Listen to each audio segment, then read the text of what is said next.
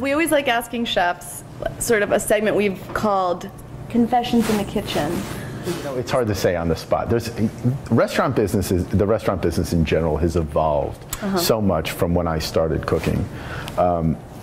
In the professionalism, fortunately, as well, has been one of the things that has evolved. So the things that used to happen in the kitchen do not happen anymore. So all kinds of crazy stuff would go on. Like what? Can you give us a taste of? Oh, geez. Okay, so my first job, it was kind of a crazy place, and the dishwashers would run downstairs and they would smoke crack. Okay. No joke. I mean, real. these guys were like, this was real. These guys were like crack smokers, and a couple of them aren't even. I was like, not even funny. Around. They're not even around anymore. Wow. But some of them were like, some of these guys were like, you know, serious Crackheads. like crackheads. Like it was a problem. It was an issue. And all kinds of stuff would go on in this place. The chef was probably, I think I would say by 11 a.m. he was already hammered. He was drinking Bacardi and Coke, literally. The small bar glasses, and then, you know, that are like highballs. Wow. It was on the rocks, Bacardi to the top, a splash of Coke, so that the owners, if they ever walked through, they thought he was drinking Coca-Cola. Very funny. Anyway, so yeah, those aren't necessarily funny, but that's kind of like a snapshot of kind of like comedians, chefs. Yeah. Wow. Oh wow. You're That's what Mark and I. That's what Mark and I talk about. How there's this correlation between people who chefs are like that misery. What's something that people don't know about you that you want to share? My life is an open book, clearly. Clearly, Google has everything you ever want to know about you. Yeah. I got nothing. What do you want your legacy to be? I'm way too young to start talking about it. Legacy means I'm going to die soon. No, I don't want to talk about that. What do you? Okay. In terms of the future, what's next on your list?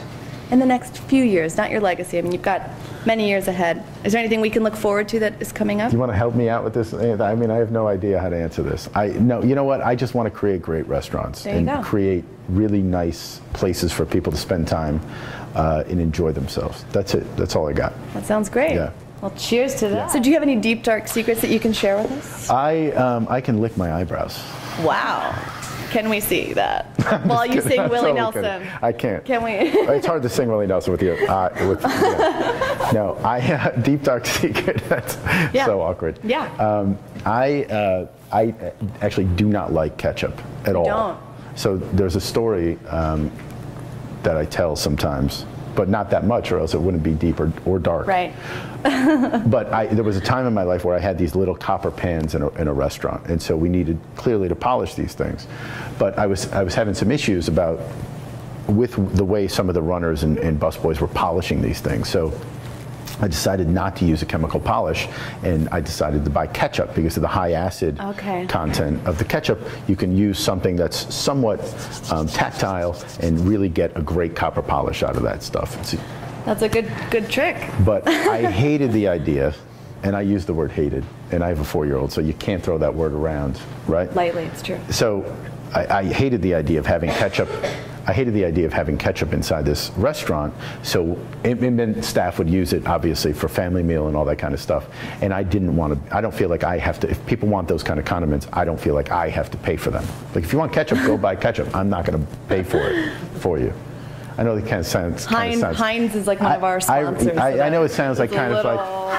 I'm sorry, you asked for the thing. This is deep dark secrets. Continue, sorry. So this is a really this is neither deep nor dark. When you store that little polishing stuff in this place, it has to be in a container. It has to be labeled copper pot polish. Oh, there you go. It cannot be labeled ketchup.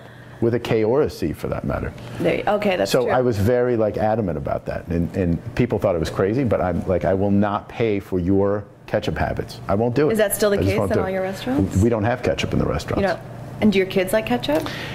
Unfortunately, if it's in the refrigerator, it is not mine. My wife and I have this conversation all the time, that I don't want to be part of the ketchup Point of contention. thing. And Jeffrey Zakarian, who I'm sure you know very well, Jeffrey and he was like, "What is wrong with you? Like, come on, you're being ridiculous." Right. I realized that clearly I need to come off of it a touch, but the idea of ketchup on someone's eggs and too much ketchup on your fries or ketchup on this, that, and the other thing.